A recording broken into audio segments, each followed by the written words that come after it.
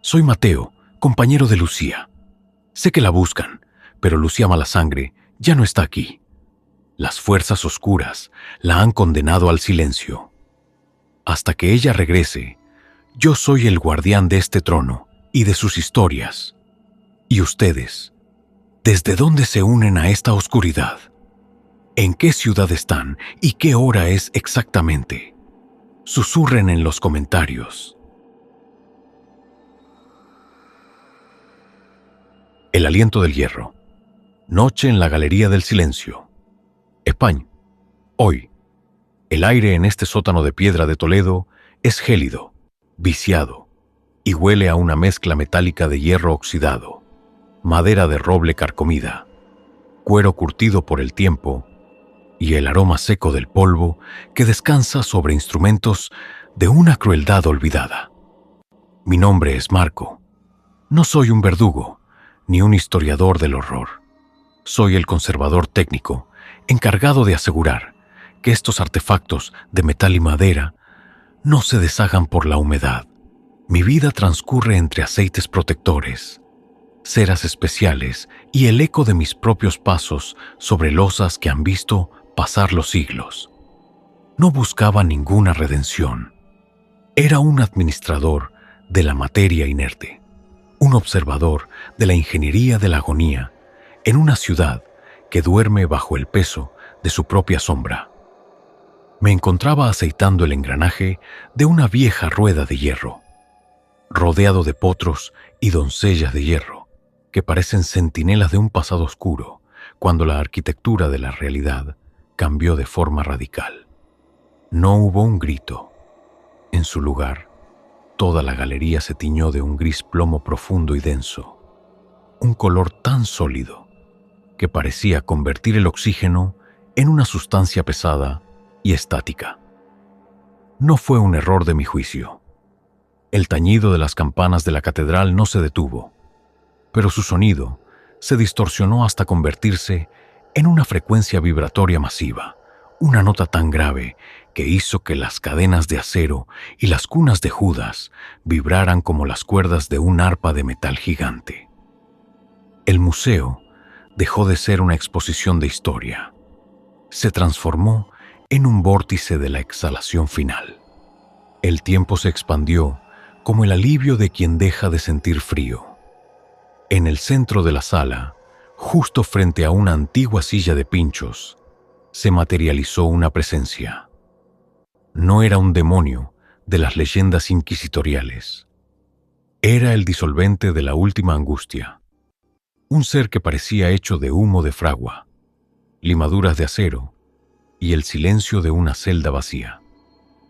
No tenía rostro, solo una superficie lisa y pulida de cobalto oscuro que absorbía cualquier reflejo de las luces de emergencia.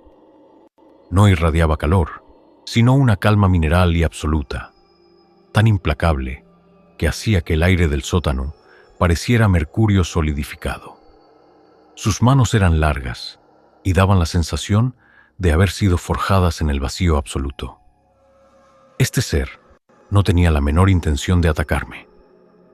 No había un plan contra mi salud, mi cuerpo o mi capacidad de razonar. Yo no era un objetivo. Yo era el testigo necesario de una decimantación definitiva. En un pequeño piso, encima del museo, acababa de morir un anciano cerrajero, un hombre que había pasado su vida fabricando llaves para que nadie se quedara nunca encerrado y que había fallecido pacíficamente mientras dormía. Su integridad, su humilde dedicación a la libertad de los demás y la pureza de su espíritu bondadoso habían provocado una grieta en la lógica de este museo de la opresión. Aquí no se trataba de revivir el dolor. Se trataba de la culminación de un perdón que ahora reclamaba su derecho a borrar el rastro del hierro para siempre. Marco, la voz, sonó como el roce de una lima sobre terciopelo. Estás en el punto del aliento del hierro. Estos objetos ya no recordarán el peso del dolor. Son el lastre que ahora se transmuta para que la esencia regrese sin la carga del sufrimiento. En ese instante, la causalidad se desplazó en Toledo. Yo permanecí inalterado, con mi trapo de aceite en la mano, con mi conciencia tan nítida como el acero templado. Pero la galería ya no era un lugar ordinario. Vi cómo, de los instrumentos de tortura, no salían luces, sino sombras aterciopeladas y profundas. El rencor, el miedo y el agotamiento final de la historia, absorbidas por la figura de humo y metal. La muerte no era una ejecución, sino el desmontaje perfecto de una carga tras completar su ciclo, el fin de una memoria amarga que había encontrado su propósito en el olvido absoluto. La figura levantó sus manos de acero y por un segundo todo el sótano pareció flotar en un océano de paz infinita. Sigo siendo Marco. Estoy bien despierto. Observo cómo el disolvente se desvanece con el primer rayo de sol que toca las murallas de la ciudad, mientras el museo recupera su quietud sombría. No informaré de nada extraño en mi registro de conservación.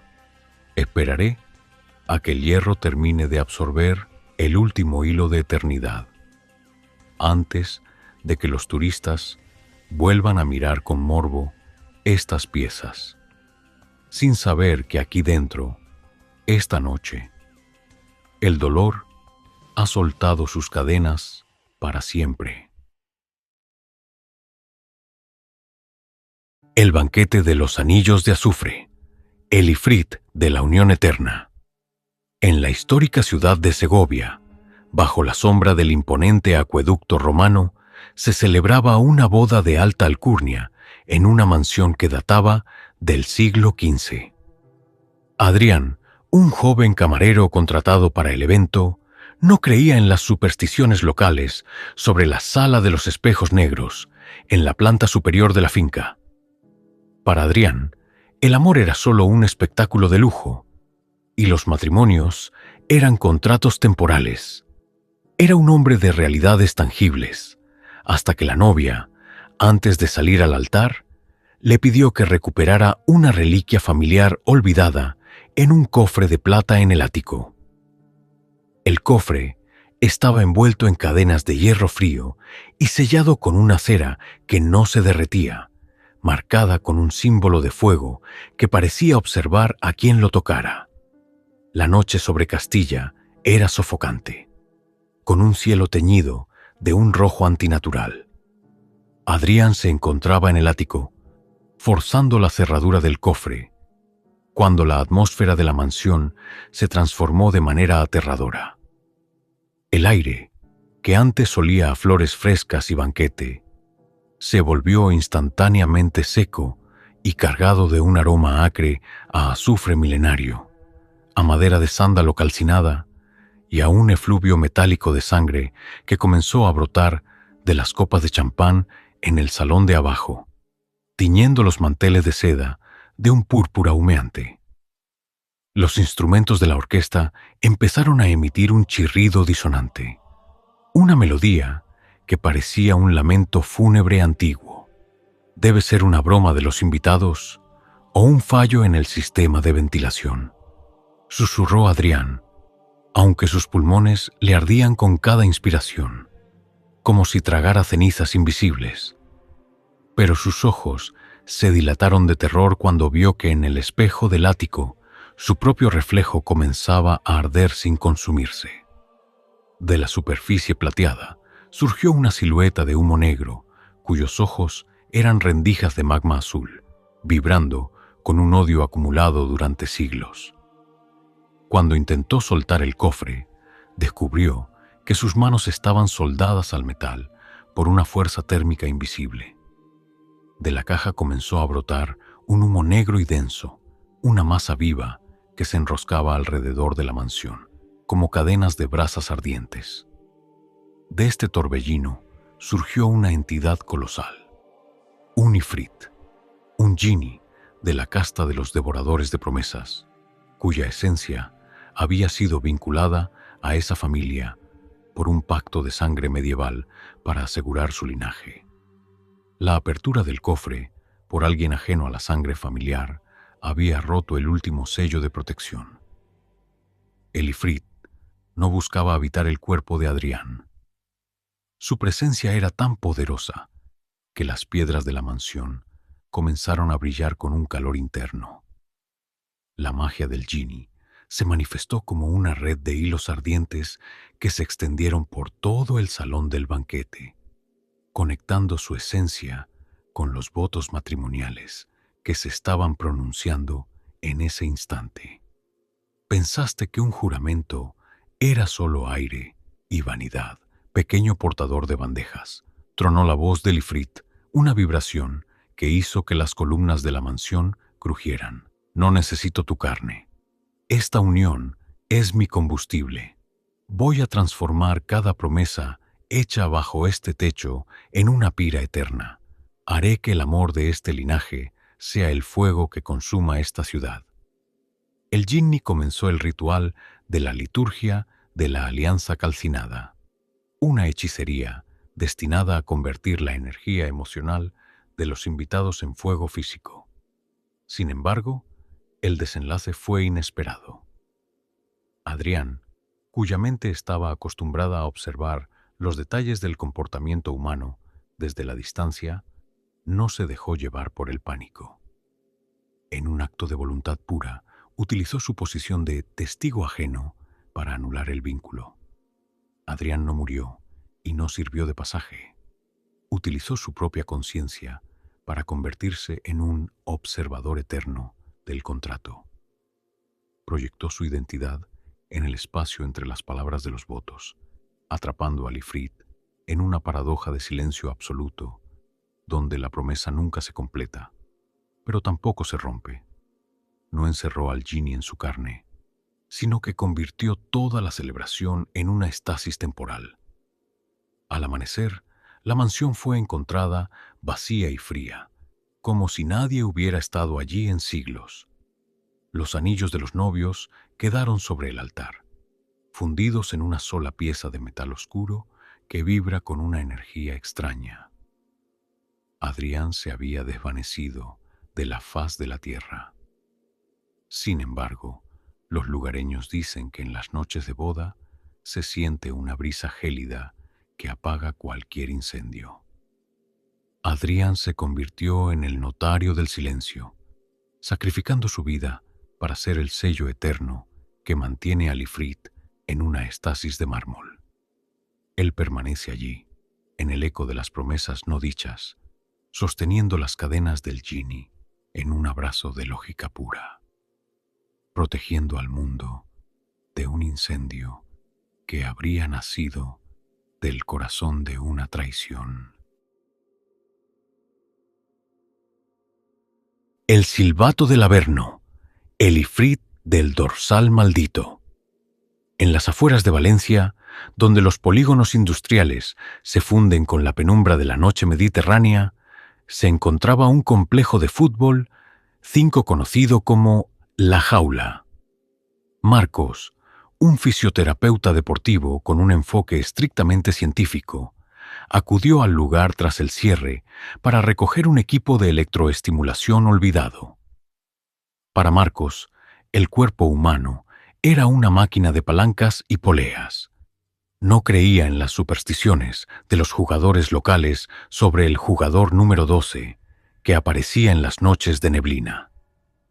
Era un hombre de anatomía y lógica, hasta que, al cruzar el césped artificial de la cancha central, descubrió, bajo una de las porterías, un hundimiento en el caucho sintético que revelaba una losa de mármol antiguo, sellada con plomo y grabada con una estrella de fuego que quemaba el aire.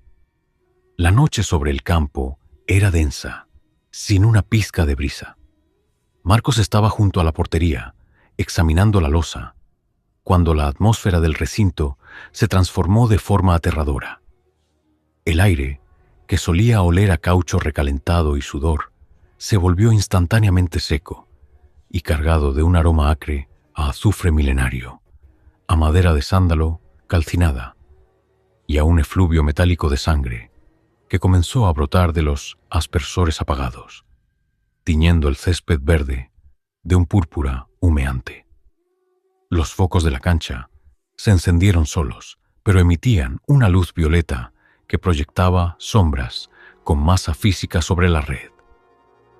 «Debe ser una filtración de residuos industriales bajo el terreno», susurró Marcos, aunque sus pulmones le ardían con cada inspiración, como si tragara cenizas invisibles.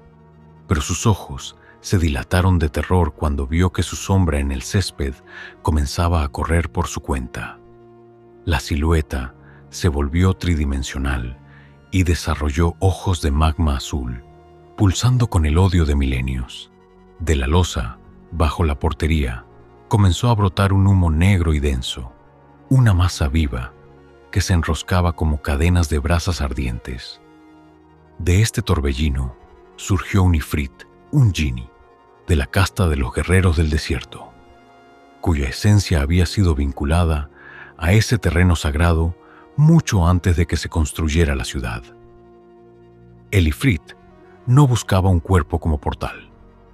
Su presencia era tan poderosa que los postes de metal de la cancha comenzaron a curvarse y fundirse como cera.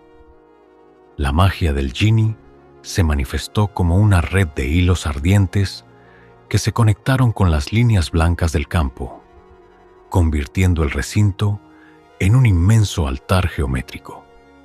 Pensaste que este juego era solo sudor y esfuerzo, pequeño remendador de músculos, tronó la voz del ifrit, una vibración que hizo vibrar el metal de las gradas.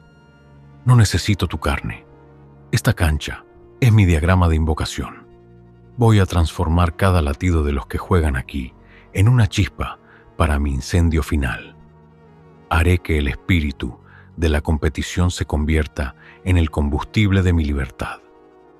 El genie comenzó el ritual de la liturgia de la victoria sangrienta, una hechicería destinada a consumir la energía vital de cualquier ser vivo en la zona para manifestarse plenamente en el mundo físico. Sin embargo, el desenlace fue inesperado. Marcos, cuya mente estaba entrenada para entender el equilibrio de fuerzas y la recuperación de energía, no huyó. En un acto de voluntad pura, utilizó su conocimiento sobre la fatiga muscular y el cese de actividad para detener el sistema. Marcos no murió y no sirvió de pasaje. Utilizó su propia conciencia para convertirse en un punto de reposo absoluto. Proyectó su identidad en el silbato de metal que colgaba de su cuello, atrapando al ifrit en una paradoja de tiempo muerto eterno. No encerró al genie en su carne, sino que lo convirtió en la vibración de un sonido que nunca llega a emitirse.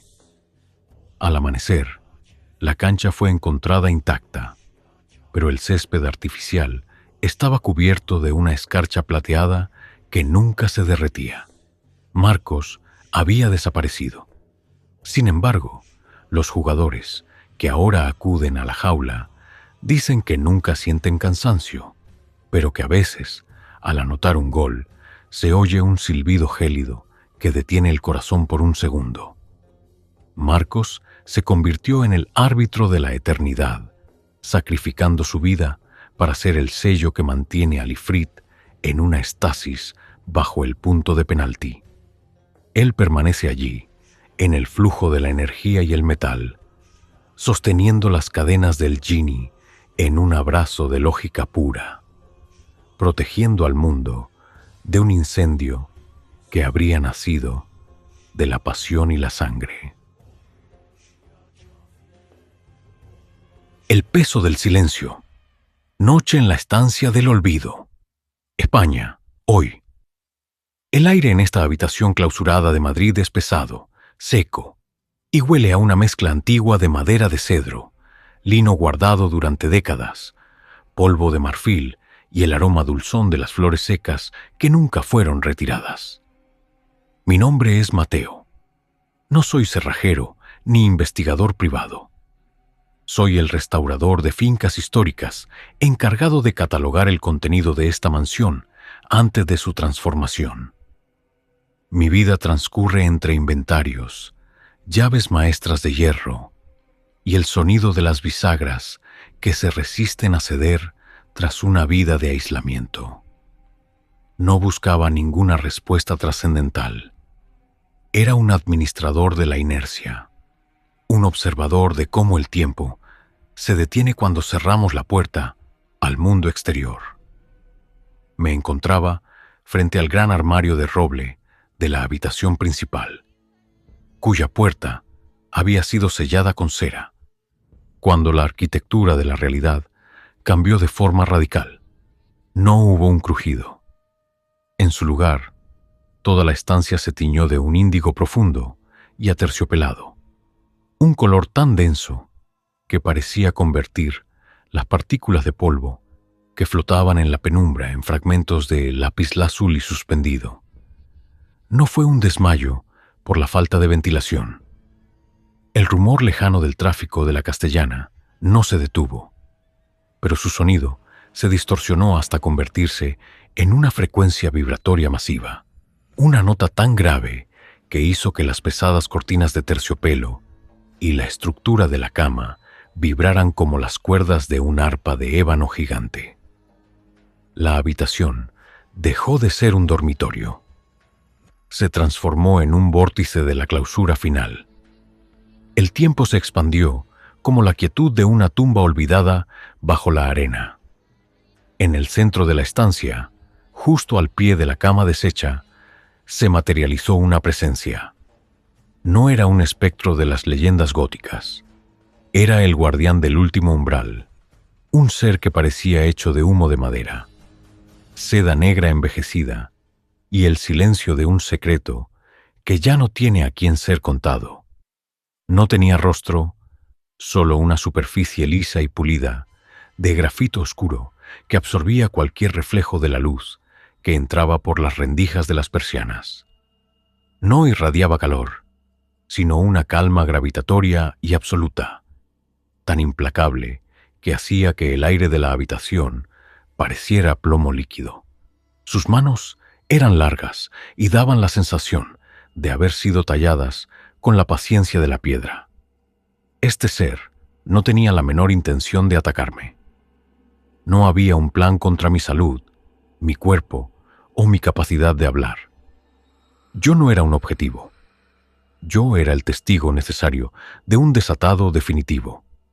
En el ala opuesta de la mansión acababa de morir una anciana, la última heredera de un linaje que había jurado proteger un objeto que nunca existió fuera de su imaginación y que había fallecido pacíficamente mientras sostenía la llave de esta habitación entre sus manos.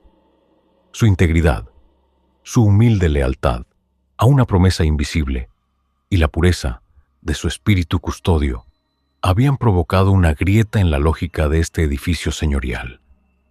Aquí no se trataba de un misterio familiar. Se trataba de la culminación de una guardia que ahora reclamaba su derecho a la apertura eterna. Mateo. La voz sonó como el giro de una cerradura perfectamente aceitada. Estás en el punto del peso del silencio. Estas paredes ya no guardarán ningún secreto. Son el cofre que ahora se rompe para que la esencia regrese sin la carga del aislamiento. En ese instante, la causalidad se desplazó en Madrid. Yo permanecí inalterado, con mi libreta de inventario en la mano, con mi conciencia tan nítida como el diamante. Pero el dormitorio ya no era un lugar ordinario. Vi cómo del interior del armario sellado no salían luces, sino sombras profundas y densas. La lealtad, la soledad y el agotamiento final de la mujer, absorbidas por la figura de seda. La muerte no era una pérdida de llaves, sino la apertura perfecta de un alma tras completar su custodia, el fin de una espera que había encontrado su propósito en la paz absoluta. La figura levantó sus manos de piedra y, por un segundo, toda la mansión pareció disolverse en una paz infinita. Sigo siendo Mateo. Estoy bien despierto. Observo cómo el guardián se desvanece con la primera luz del alba que clarea sobre los tejados del barrio de Salamanca, mientras la habitación recupera su quietud polvorienta. No informaré de ninguna anomalía en el informe de restauración. Esperaré a que el sol ilumine los muebles de roble, sin que los nuevos propietarios sepan que aquí dentro, esta noche, una vida ha abierto su última puerta hacia la libertad total. La imagen latente. Silencio en el baño de plata. España, hoy. El aire en este cuarto oscuro es denso, húmedo y está impregnado de un olor ácido y penetrante a fijador, plata, ácido acético y papel mojado. Mi nombre es Javier. No soy fotógrafo de moda ni reportero. Soy un técnico especializado en el revelado de negativos antiguos y procesos químicos del siglo XIX.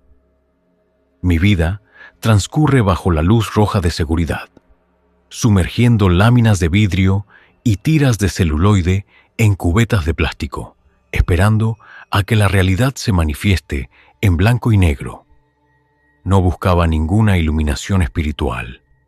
Era un administrador de la sombra, un observador de cómo la memoria se fija en la materia en un mundo que prefiere la inmediatez efímera de un píxel. Me encontraba agitando suavemente la cubeta del revelador para procesar una placa de colodión húmedo, cuando la arquitectura de la realidad cambió de forma radical. No hubo un fogonazo. En su lugar, el rojo de la lámpara de seguridad se transformó en un violeta profundo y gravitacional. Un color tan sólido que parecía convertir el líquido de las cubetas en una materia viscosa y brillante. No fue un error de exposición. El silencio absoluto del callejón sevillano, bajo la lluvia, no se rompió. Pero el ambiente se cargó de una frecuencia vibratoria masiva. Una nota tan grave que hizo que las pinzas de madera y los frascos de reactivos vibraran como las cuerdas de un laúd sumergido. El cuarto oscuro dejó de ser un laboratorio.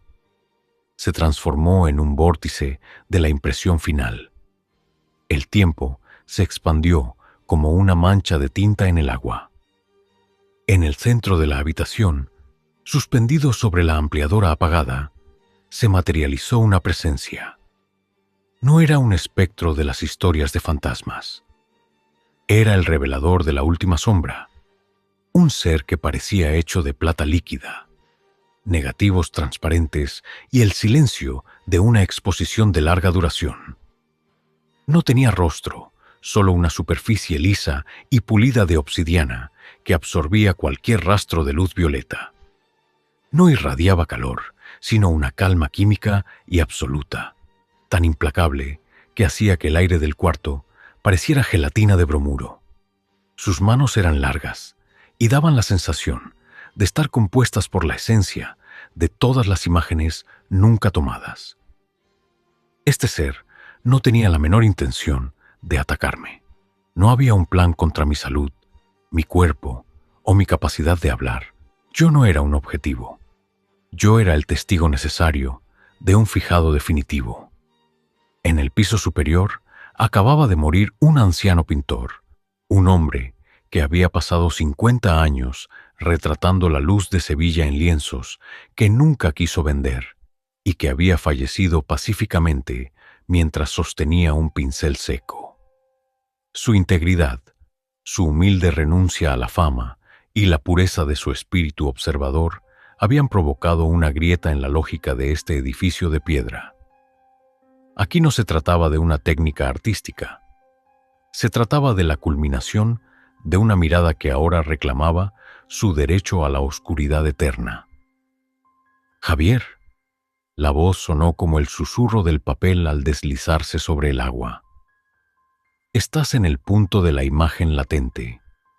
Estos químicos ya no fijarán ningún recuerdo.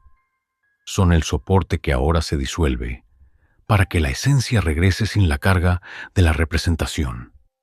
En ese instante, la causalidad se desplazó en Sevilla. Yo permanecí inalterado, con mis pinzas en la mano, con mi conciencia tan nítida como un enfoque perfecto. Pero el cuarto oscuro ya no era un lugar ordinario. Vi cómo de las cubetas no salían luces, sino sombras aterciopeladas y profundas. La paciencia, el desapego y el agotamiento final del pintor, absorbidas por la figura de plata. La muerte no era una mancha en el negativo, sino el fijado perfecto de un alma tras completar su obra, el fin de una observación que había encontrado su propósito en la quietud absoluta. La figura levantó sus manos de luz fría, y por un segundo, todo el barrio de Santa Cruz pareció revelarse en una paz infinita. Sigo siendo Javier. Estoy bien despierto.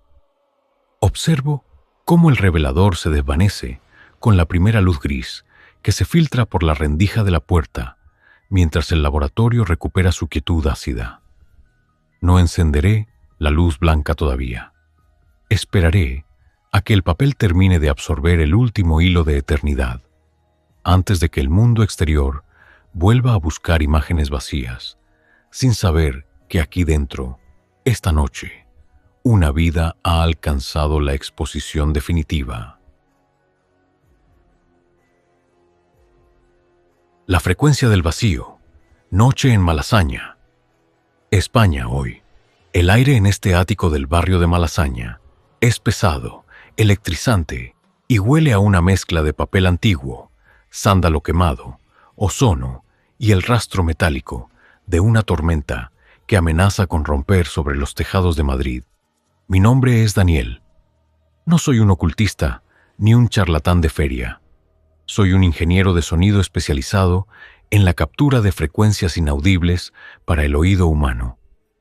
Mi vida transcurre entre micrófonos de alta sensibilidad, osciloscopios y el análisis de ruidos blancos en habitaciones que otros consideran encantadas.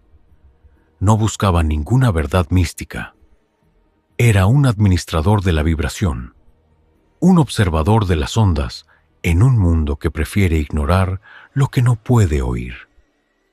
Me encontraba en el centro de la sala, rodeado de cables y sensores de presión sonora, intentando grabar lo que los locales llaman el susurro del ático, cuando la arquitectura de la realidad cambió de forma radical. No hubo una explosión. En su lugar, todo el salón se tiñó de un dorado pálido y eléctrico, un color tan denso que parecía convertir las ondas sonoras en una materia sólida y brillante. No fue un fallo del equipo. El estruendo de los truenos sobre la Gran Vía no se detuvo, pero su sonido se distorsionó hasta convertirse en una frecuencia vibratoria masiva, una nota tan grave que hizo que los cristales de las ventanas y mis propios equipos de grabación vibraran como las cuerdas de un piano cósmico gigante. El ático dejó de ser un apartamento.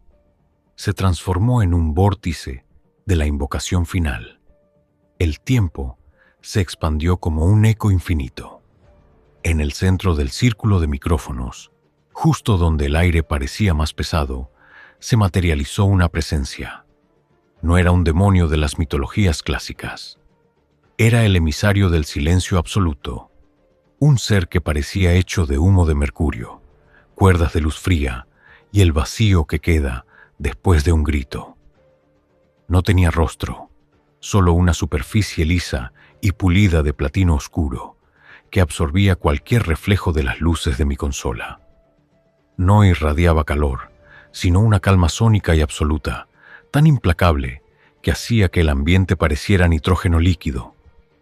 Sus manos eran largas y daban la sensación de haber sido moldeadas con la esencia de una nota perfecta. Este ser no tenía la menor intención de atacarme. No había un plan contra mi salud, mi cuerpo o mi capacidad de hablar. Yo no era un objetivo.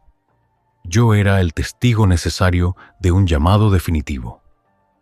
En el piso inferior acababa de morir un viejo compositor de bandas sonoras, un hombre que había pasado su vejez buscando el sonido de Dios y que había fallecido pacíficamente mientras escribía su última partitura. Su integridad, su humilde búsqueda de la armonía y la pureza de su espíritu melómano, habían provocado una grieta en la lógica de este edificio antiguo. Aquí no se trataba de un rito prohibido.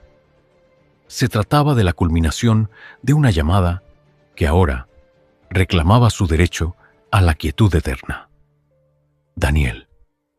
La voz sonó como el roce de un arco sobre una cuerda de plata. Estás en el punto de la frecuencia del vacío. Estos micrófonos ya no captarán ningún ruido. Son el conducto que ahora se cierra para que la esencia regrese sin la carga del sonido. En ese instante, la causalidad se desplazó en Madrid. Yo permanecí inalterado, con mis auriculares en la mano, con mi conciencia tan nítida como un archivo digital sin pérdida. Pero el ático ya no era un lugar ordinario. Vi cómo de los instrumentos musicales del compositor no salían luces, sino sombras aterciopeladas y profundas. La armonía, la paciencia y el agotamiento final del músico, absorbidas por la figura de Mercurio. La muerte no era un silencio aterrador, sino el acorde final de una sinfonía perfecta, el fin de una búsqueda que había encontrado su propósito en la ausencia total de ruido. La figura levantó sus manos de luz, y por un segundo, todo Madrid pareció vibrar en una paz infinita. Sigo siendo Daniel. Estoy bien despierto. Observo cómo el emisario se desvanece con la primera luz grisácea que asoma por el horizonte de la sierra, mientras el ático recupera su quietud urbana. No informaré de ninguna anomalía en mi sesión de grabación. Esperaré a que la ciudad termine de asimilar el último hilo de eternidad, antes de que el mundo exterior vuelva a gritar, sin saber que aquí arriba, esta noche, una vida ha alcanzado la melodía del silencio total. El pasajero de la última fila, el ifrit del expreso nocturno. En la vasta y solitaria meseta de Castilla, donde las carreteras parecen cintas de plata bajo la luna, circulaba un autobús de línea nocturna con destino a Salamanca. Daniel, un joven auditor de sistemas, era el único pasajero despierto en la penumbra del vehículo. Para Daniel, el mundo se regía por algoritmos y conexiones de fibra óptica. No creía en las leyendas de los conductores sobre el kilómetro fantasma o las sombras que pedían parada en mitad de la nada. Era un hombre de datos, hasta que el autobús cruzó un antiguo puente de piedra y la radio del conductor empezó a emitir una salmodia en una lengua que sonaba como arena arrastrada por el viento. La noche sobre la estepa era gélida, y el aire dentro del autobús se volvió pesado. De repente, la atmósfera cambió de forma aterradora. El ambiente, que olía a tapicería vieja y aire acondicionado, se volvió instantáneamente seco y cargado de un aroma acre, a azufre milenario, a madera, de sándalo calcinada y a un efluvio metálico de sangre que comenzó a brotar de las ranuras de ventilación, tiñendo el pasillo de un púrpura humeante. El motor del autobús emitió un rugido agónico y las luces de emergencia se encendieron solas con un tono violeta, proyectando sombras que parecían tener vida propia. Debe ser un fallo en el sistema eléctrico o una fuga de refrigerante, susurró Daniel, aunque sus pulmones le ardían con cada inspiración, como si tragara cenizas invisibles. Pero sus ojos se dilataron de terror cuando vio, a través del espejo retrovisor interno, que en la última fila del autobús no había un asiento vacío. Allí estaba sentada una figura, cuya cabeza era un vórtice de llamas violetas y cuyos ojos eran rendijas de magma azul, pulsando con una rabia acumulada durante milenios. Cuando intentó levantarse para avisar al conductor, descubrió que su cinturón de seguridad estaba soldado a su asiento por una fuerza térmica invisible. De las rejillas del suelo comenzó a brotar un humo negro y denso, una masa viva que se enroscaba alrededor de las ruedas como cadenas de fuego. De este torbellino surgió la presencia colosal de un ifrit, un genie de la casta de los destructores de caminos, cuya esencia había sido vinculada a esa ruta desde que los antiguos marianos trazaron los senderos originales. La vibración constante de los motores modernos había terminado por quebrar el último sello de plomo que mantenía a la criatura en su silencio de asfalto. El ifrit no buscaba poseer a Daniel. Su presencia era tan poderosa que los cristales del autobús empezaron a derretirse y a curvarse. La magia del genie se manifestó como una red de hilos ardientes que se conectaron con la estructura metálica del vehículo, extendiéndose hacia el pavimento. Pensaste que tu velocidad podía burlar al destino, pequeño viajero de la nada. Tronó la voz del ifrit, una vibración que hizo que el chasis del autobús crujiera. No busco tu cuerpo como portal. Este autobús es mi carroza de guerra. Voy a transformar cada carretera de este país en un río de lava. Haré que cada viajero que cruce mis dominios se convierta en una antorcha para mi resurrección. El genie comenzó el ritual de la liturgia del horizonte incendiado, una hechicería destinada a convertir las rutas de transporte en venas de fuego. Sin embargo, Daniel, cuya mente estaba entrenada para encontrar errores en el código y cerrar procesos, no se dejó llevar por el pánico. En un acto de voluntad pura, utilizó su conocimiento de la lógica de redes para crear un error de destino. Daniel no murió y no sirvió de pasaje. Utilizó su propia conciencia para convertirse en el punto final de la ruta. Proyectó su identidad en el tacógrafo del autobús, atrapando al ifrit en un viaje infinito que nunca llega a su parada. No encerró al genie en su carne, sino que lo convirtió en un pasajero eterno de una ruta que existe fuera del tiempo. Al amanecer, el autobús fue encontrado vacío en una cuneta, con el motor frío, pero con los indicadores marcando una velocidad imposible. Daniel había desaparecido. Sin embargo, los conductores nocturnos dicen que ahora, en esa ruta, siempre se siente una brisa fresca que calma el calor del motor. Daniel se convirtió en el guía del camino eterno, sacrificando su vida para ser el sello que mantiene al ifrit en una estasis de movimiento. Él permanece allí, en la vibración del asfalto, sosteniendo las cadenas del genie en un abrazo de lógica pura, protegiendo al mundo de un incendio que habría nacido del movimiento constante. El latido de la piedra fría, el ifrit de la morgue de granito. En las profundidades de un hospital moderno en Madrid, lejos de los pasillos esterilizados y el ruido de las ambulancias, se encontraba la morgue más antigua del complejo. Roberto, un técnico de sistemas especializado en la automatización de depósitos de cadáveres, había llegado para actualizar los sensores de las cámaras frigoríficas. Para Roberto, la muerte era solo una interrupción de las funciones biológicas, y los cuerpos, simples recipientes de datos que debían ser catalogados. No creía en las historias de los camilleros sobre el calor invisible que emanaba del compartimento 13. Era un hombre de circuitos y códigos, hasta que, al retirar una placa de granito del suelo para pasar unos cables, encontró un recipiente de plomo antiguo, sellado con cera negra y rodeado de inscripciones en un idioma que parecía quemar la retina. La noche sobre la capital española era densa y carecía de brisa. Roberto estaba solo en el sótano, con la única compañía del zumbido de los compresores, cuando la atmósfera se transformó.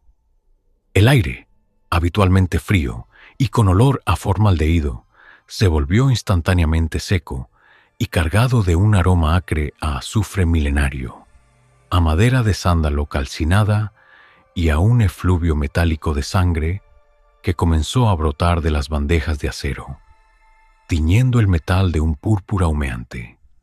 Sus herramientas digitales comenzaron a emitir ruidos erráticos, mostrando glifos llameantes que no respondían a ninguna lógica de programación.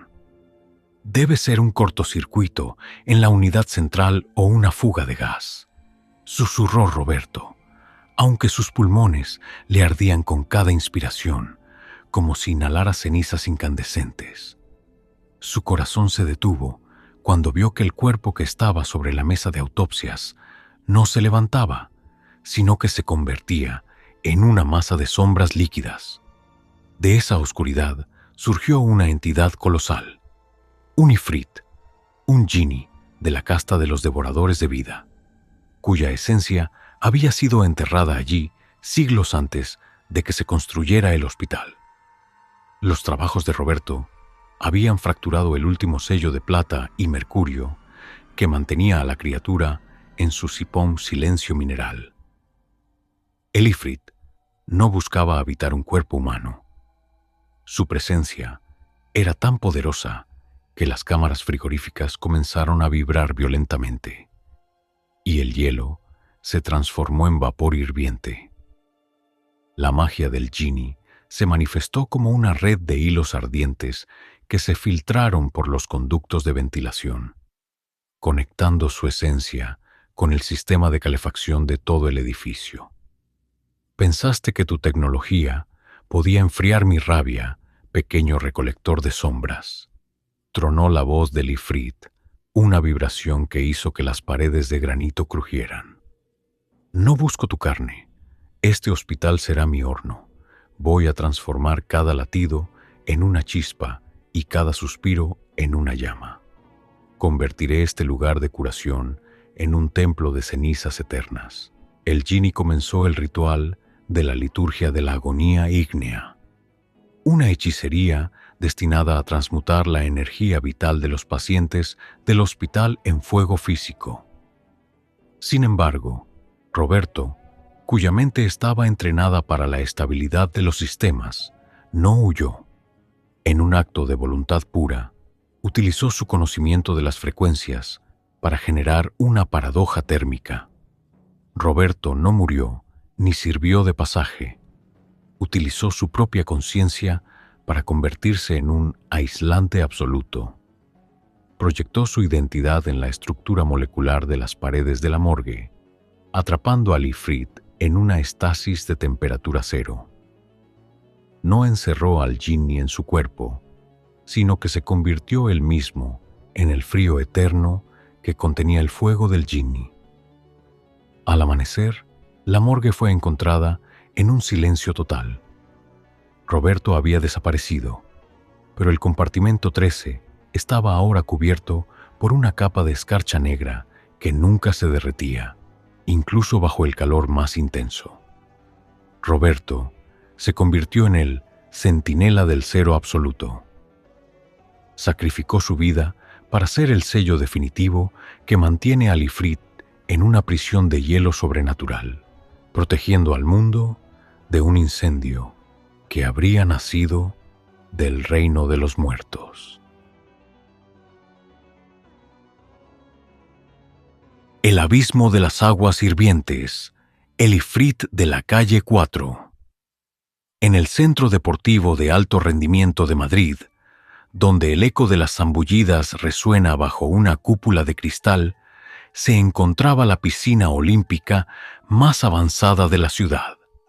Hugo, un nadador de élite obsesionado con la perfección y la cronometría, se preparaba para la gran final nacional.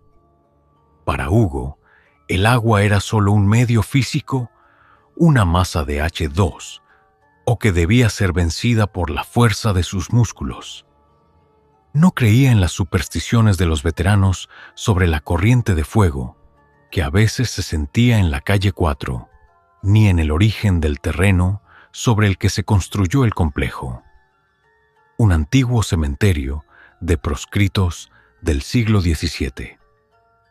Era un hombre de marcas y récords, hasta que durante un entrenamiento nocturno solitario, el agua de su carril dejó de ser transparente para volverse densa como el mercurio. La noche sobre la capital española era asfixiante, con un cielo encapotado que parecía presionar contra el suelo. Hugo estaba en mitad de una serie de velocidad cuando la atmósfera de la piscina se transformó de manera aterradora. El aire, que solía oler a cloro y humedad, se volvió instantáneamente seco y cargado de un aroma acre a azufre milenario, a madera de sándalo calcinada y a un efluvio metálico de sangre que comenzó a emanar de los filtros de succión, tiñendo el agua de un púrpura humeante. Las luces LED del fondo de la piscina estallaron, pero el agua se iluminó con un resplandor violeta que surgía de las profundidades de los desagües. Debe ser un fallo en el sistema de purificación o una reacción química de los productos, susurró Hugo, aunque sus pulmones ardían como si inhalara vapor de plomo. Su corazón se detuvo al ver que, mientras nadaba, las burbujas que dejaba atrás no subían a la superficie, sino que se convertían en pequeñas brasas que se hundían. De la oscuridad del foso de Saltos surgió una entidad de maldad monumental, un ifrit, un genie de la casta de los incineradores de océanos, cuya esencia había sido sellada en un pozo profundo bajo los cimientos del estadio. El constante golpeteo del agua y las vibraciones de las competiciones habían terminado por agrietar el último sello de plomo que mantenía a la criatura en su prisión líquida. El ifrit no tenía rostro humano. Su cabeza era un vórtice de llamas violetas y sus ojos eran rendijas de magma azul. Su presencia era tan poderosa que el agua alrededor de Hugo comenzó a hervir sin emitir vapor, transformándose en un ácido sobrenatural. La magia del genie se manifestó como una red de hilos ardientes que jaigiren de las corcheras, conectando su esencia con el sistema de tuberías de toda la metrópoli. Pensaste que podías dominar el elemento que me mantuvo cautivo, pequeño habitante del barro, tronó la voz del ifrit, una vibración que hizo que el cristal de la cúpula estallara. No busco tu carne como portal. El agua de este mundo será mi combustible. Voy a transformar cada gota de lluvia, cada grifo y cada río en un torrente de llamas líquidas. Haré que la sed sea el fuego que consuma a tu especie. El genie comenzó el ritual de la liturgia del mar de ceniza, una hechicería para transmutar el hidrógeno en fuego puro. Pero Hugo, cuya mente estaba entrenada para la resistencia extrema y el control total del ritmo cardíaco, no se hundió. Comprendió que el ifrit estaba ligado a la dinámica del movimiento en el agua. En un acto de voluntad pura, decidió dejar de luchar contra la corriente y se convirtió en el centro del remolino. Hugo no murió ni fue poseído. Realizó un acto de sacrificio hidrodinámico. Proyectó su identidad como un punto de congelación absoluto, fusionando su conciencia con la masa de agua de la piscina. Creó una barrera de lógica cinética que atrapó al ifrit en una inercia infinita. No encerró al genie en su cuerpo, sino que lo convirtió en una estatua de agua pesada, de la que nunca podría evaporarse. Al amanecer, la piscina estaba cristalina y extrañamente fría, pero nadie pudo vaciarla nunca más. Hugo había desaparecido de todos los registros de la Federación. Sin embargo, los nadadores que ahora compiten en esa piscina dicen que en la calle 4 siempre se bate el récord, porque el agua parece impulsarte con una fuerza invisible. Hugo se convirtió en el ancla del abismo. Sacrificó su vida para ser el sello que mantiene al ifrit en una estasis líquida, protegiendo al mundo de un incendio que habría nacido del elemento que da la vida. La última estrofa. Silencio en el Salón de los Crespones, España, hoy.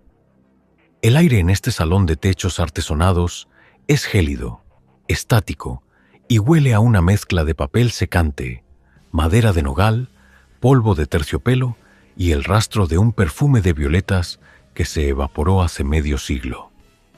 Mi nombre es Julián. No soy un anticuario ni un buscador de tesoros. Soy el perito tasador encargado de valorar los bienes de estas grandes casas antes de que el Estado las reclame. Mi vida transcurre entre inventarios de cubertería de plata, cuadros de antepasados severos y el sonido de mis propios pasos sobre el parqué encerado. No buscaba ninguna epifanía. Era un administrador de la ausencia, un observador de cómo la gloria se desvanece en una ciudad que solo mira hacia el futuro.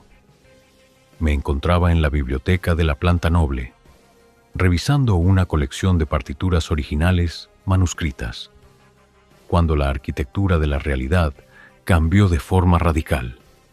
No hubo una ráfaga de viento. En su lugar, toda la estancia y los lomos de los libros se tiñeron de un dorado pálido y melancólico, un color tan denso que parecía convertir la luz de la tarde en una materia sólida y vibrante. No fue una fatiga de mis ojos. El graznido de las gaviotas sobre los acantilados no se detuvo, pero su sonido se distorsionó hasta convertirse en una frecuencia vibratoria masiva. Una nota tan grave que hizo que las estanterías de madera y los candelabros de bronce vibraran como las cuerdas de un piano de cola gigante. El palacete dejó de ser una ruina aristocrática. Se transformó en un vórtice de la partitura final. El tiempo se expandió, como el eco de una nota que se niega a morir. En el centro de la biblioteca, justo sobre el escritorio de mármol, se materializó una presencia. No era un fantasma de las tragedias clásicas. Era el compositor de la última pausa, un ser que parecía hecho de pergamino antiguo, tinta de sepia y el silencio de un teatro vacío. No tenía rostro, solo una superficie lisa y pulida de marfil oscuro que absorbía cualquier reflejo de las vidrieras. No irradiaba calor, sino una calma lírica y absoluta, tan implacable que hacía que el aire de la habitación pareciera resina cristalizada. Sus manos eran largas y daban la sensación de haber sido moldeadas por la armonía de siglos de música callada. Este ser no tenía la menor intención de atacarme. No había un plan contra mi salud, mi cuerpo o mi capacidad de razonar. Yo no era un objetivo. Yo era el testigo necesario de una resolución definitiva. En una habitación de servicio, acababa de morir un anciano bibliotecario, un hombre que había pasado 60 años cuidando estos libros sin que nadie le pagara, por puro amor a la palabra escrita, y que había fallecido pacíficamente mientras sostenía un volumen de poesías. Su integridad, su humilde devoción al conocimiento y la pureza de su espíritu culto habían provocado una grieta en la lógica de este palacete decrépito. Aquí no se trataba de una herencia material.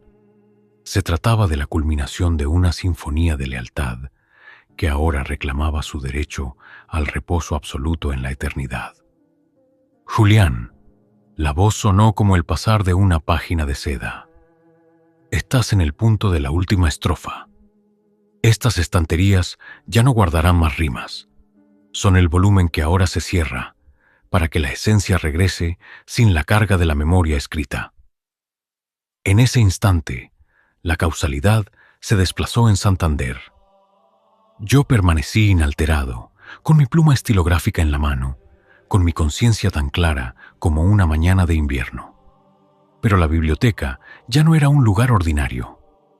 Vi cómo de los libros no salían luces, sino sombras aterciopeladas y profundas, la sabiduría, la paciencia y el agotamiento final del bibliotecario, absorbidas por la figura de pergamino e iridio.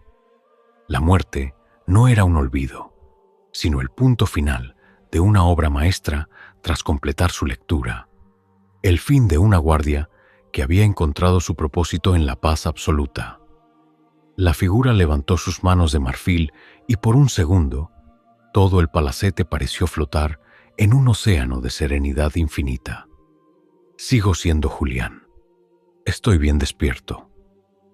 Observo cómo el compositor se desvanece con la brisa marina que entra por la ventana abierta, mientras el palacete recupera su quietud aristocrática. No anotaré nada extraño en mi informe de tasación. Esperaré a que el sol termine de iluminar las maderas de nogal, sin que el mundo exterior sepa que aquí dentro, esta noche, una vida ha alcanzado la rima perfecta, más allá de cualquier libro.